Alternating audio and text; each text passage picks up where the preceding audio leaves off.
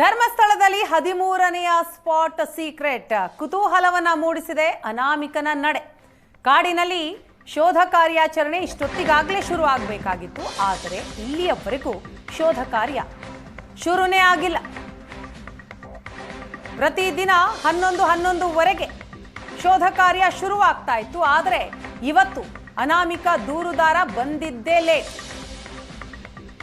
ಇನ್ನೂ ಕೂಡ 13ನೇಯ ಸ್ಪಾಟ್ನಲ್ಲಿ ಶೋಧ ಕಾರ್ಯ ಶುರುನೇ ಆಗಿಲ್ಲ. ಅಧಿಕಾರಿಗಳು ಸ್ಥಳಕ್ಕೆ ಬಂದೇ ಇಲ್ಲ.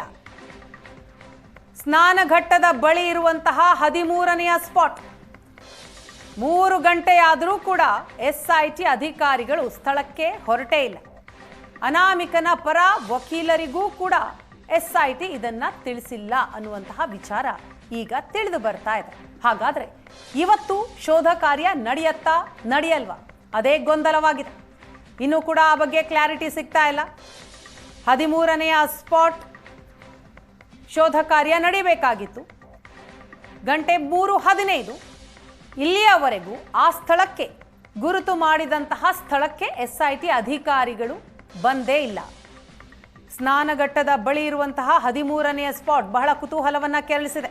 ಅನಾಮಿಕ ದೂರುದಾರ ಈ ಸ್ಪಾಟ್ನಲ್ಲಿ 10ಕ್ಕೂ ಹೆಚ್ಚು ಮೃತದೇಹವನ್ನ ಹೂತಿದ್ದಾನೆ ಅಂತ ತನ್ನ ದೂರಿನಲ್ಲಿ ಹೇಳಿರುವ ಕಾರಣ ಈ ಸ್ಪಾಟ್ನಲ್ಲಿ ಅವಶೇಷಗಳು ಸಿಗುತ್ತಾ ಬಹಳ ಕುತೂಹಲವನ್ನ ಕೆರಳಿಸಿದೆ. ಆದರೆ ಶೋಧ ಕಾರ್ಯ ಇನ್ನೂ ಕೂಡ ಆರಂಭನೇ ಆಗಿಲ್ಲ.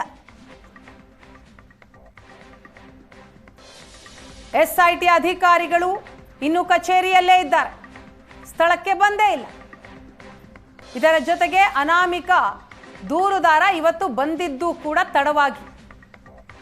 1 ಗಂಟೆಯ ಸುಮಾರಿಗೆ ಅನಾಮಿಕ ದೂರುದಾರ SIT ಕಚೇರಿಗೆ ವಕೀಲರ ಜೊತೆ ಬಂದಿರೋದು. 2 ಗಂಟೆ ಆಗಿದೆ ಅನಾಮಿಕ ದೂರುದಾರ SIT ಕಚೇರಿಗೆ ಬಂದು. ಆದರೆ ಇಲ್ಲಿಯವರೆಗೂ ಸ್ಥಳಕ್ಕೆ ಬಂದಿಲ್ಲ.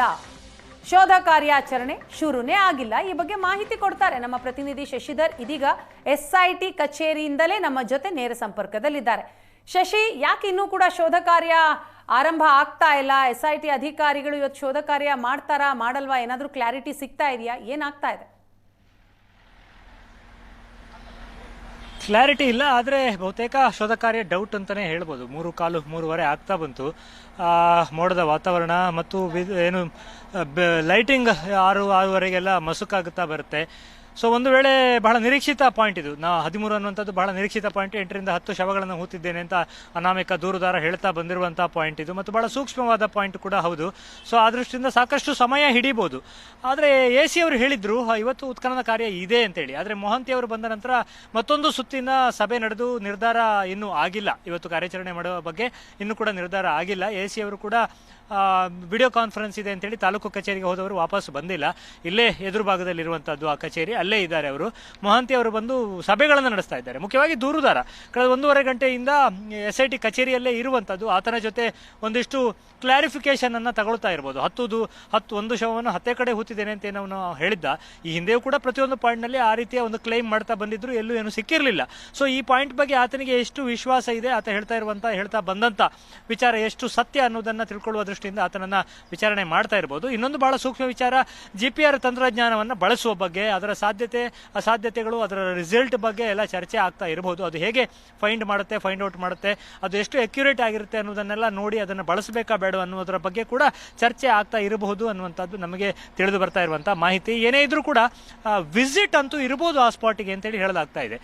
ಯಾಕಂದ್ರೆ ಕಾರ್ಯಾಚರಣೆ ಆಗದೇ ಹೋದ್ರೂ ಕೂಡ ಮೊಹಂತಿ ಅವರು ನಿನ್ನೆನೇ ಆ ಸ್ಥಳಕ್ಕೆ ಹೋಗಬಹುದು ಅನ್ನುವಂಥ ನಿರೀಕ್ಷೆ ಇತ್ತು.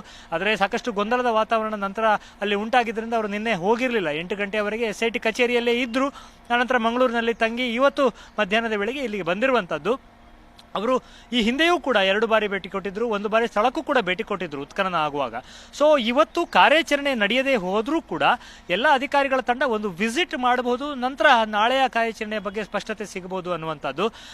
ಇನ್ನೂ ಕೂಡ ಕಾರ್ಯಾಚರಣೆ ಆಗುತ್ತೆ ಅನ್ನುವ ವಿಶ್ವಾಸ ನಮಗೆ ಉಳಿದಿಲ್ಲ. ಯಾಕಂದ್ರೆ 3 ಗಂಟೆ ಆಯಿತು. ಏನಂದ್ರೂ ಸ್ಥಳಕ್ಕೆ ತಲುಪುವಾಗ ಈಗ ಹೊರಟರು, ನಾವೀಗ ಮಾತನಾಡ್ತಾ ಇರುವ ಸಂದರ್ಭದಲ್ಲಿ ಹೊರಟರು ಕೂಡ ಕಾರ್ಯಾಚರಣೆ ಶುರುವಾಗುವುದು 4 ಗಂಟೆ ಆಗುತ್ತೆ. 4 ಗಂಟೆ ಅಂದ್ರೆ ಮತ್ತೆ 2-2.5 ಗಂಟೆ ಮಾತ್ರ ಸಿಗುವಂಥದ್ದು.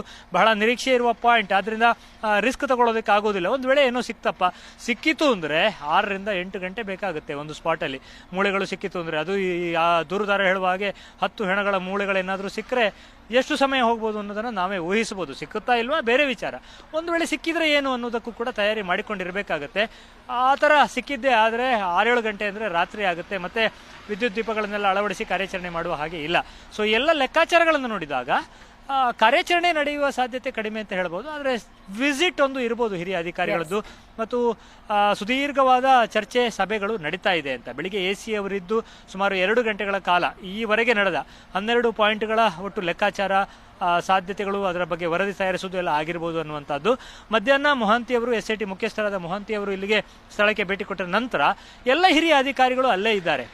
ಬಹುತೇಕ ಅನುಚೇತ್ ಅವರನ್ನು ಹೊರತುಪಡಿಸಿದರೆ ಎಲ್ಲ ಅಧಿಕಾರಿಗಳು, ಅರಣ್ಯ ಇಲಾಖೆಯವರು ಇರ್ಬೋದು, FSL ಇರ್ಬೋದು, ಅಥವಾ ಕಂದಾಯ ಇಲಾಖೆಗೆ ಸಂಬಂಧಪಟ್ಟಿರ್ಬೋದು, ಎಲ್ಲರೂ ಇದ್ದಾರೆ. AC ಅವರು ಮಾತ್ರ ಈಗ ಮೊಹಾಂತಿ ಅವರು ಬಂದ ಮೇಲೆ, ಅಲ್ಲಿಂದ ಮರಂತಿ ಅವರು ಬರುವ ಮುಂಚೆನೇ ಇಲ್ಲಿಂದ ತೆರಳಿರೋದ್ರಿಂದ ಅವರು ಇಲ್ಲ. SITಯ ಕಾರ್ಯಾಚರಣೆಗೆ AC ಅವರು ಬೇಕೇ ಹೊರತು SITಯ ಒಟ್ಟು ತನಿಖೆಯ ನಿರ್ಧಾರಗಳನ್ನು ತೆಗೆದುಕೊಳ್ಳೋದಕ್ಕೇನು AC ಅವರ ಅಗತ್ಯ ಇಲ್ಲ. ಸೊ ಅಷ್ಟೆಲ್ಲ ಅವರು ತಾಲೂಕು ಕಚೇರಿಯಲ್ಲಿ ಅವರದ್ದೇ ಆದ ಕೆಲಸದಲ್ಲಿ ನಿರತರಾಗಿದ್ದಾರೆ.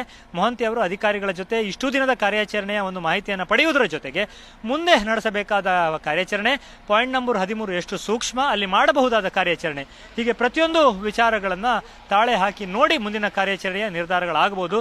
ಈ ನಡುವೆ ವಕೀಲರಿಬ್ಬರು ಕೂಡ, ಅಂದರೆ ದೂರುದಾರನ ಆರೋಪಿಯ ಜೊತೆ ಬರ್ತಾ ಇರುವಂತಹ ಇಬ್ಬರು ವಕೀಲರು ಮೂವ್ಮೆಂಟ್ ಆಗುವಾಗ ಜಸ್ಟ್ ಕೇಳುವ ಸಂದರ್ಭ ಬಂತು, ಏನು ಕಾರ್ಯಾಚರಣೆ ಇದೆಯಾ ಅಂತ ನಮಗೆ ಗೊತ್ತಿಲ್ಲ ಅಂತೇಳಿ ಹೇಳಿದ್ದಾರೆ. ಸ್ಟೆಲ್ಲಾ ಮೇರಿಸ್ ಅವರು ಮಾತ್ರ ಇವತ್ತು ಕಾರ್ಯಾಚರಣೆ ಇರುತ್ತೆ ಅಂತೇಳಿ ಹೇಳಿದ್ದಾರೆ. ಹೇಳಿ 2 ಗಂಟೆ ಆಯಿತು. ಸೊ ಆ ವಾತಾವರಣ ಅಂತೂ SIT ಕಚೇರಿಯಲ್ಲಿ ಕಂಡು ಬರ್ತಾ ಇಲ್ಲ, ಆಕ್ಟಿವಿಟೀಸ್ ಆಗ್ತಾ ಇದೆ. ಸೊ ಸ್ಪಾಟಿಗೆ ಮೊಹಾಂತಿ ಅವರು ಒಂದು ವಿಸಿಟ್ ಮಾಡಬಹುದು ಅನ್ನುವಂಥ ನಿರೀಕ್ಷೆಯಲ್ಲಿ ನಾವು ಕೂಡ ಇದ್ದೇವೆ. ವೀಣಾ.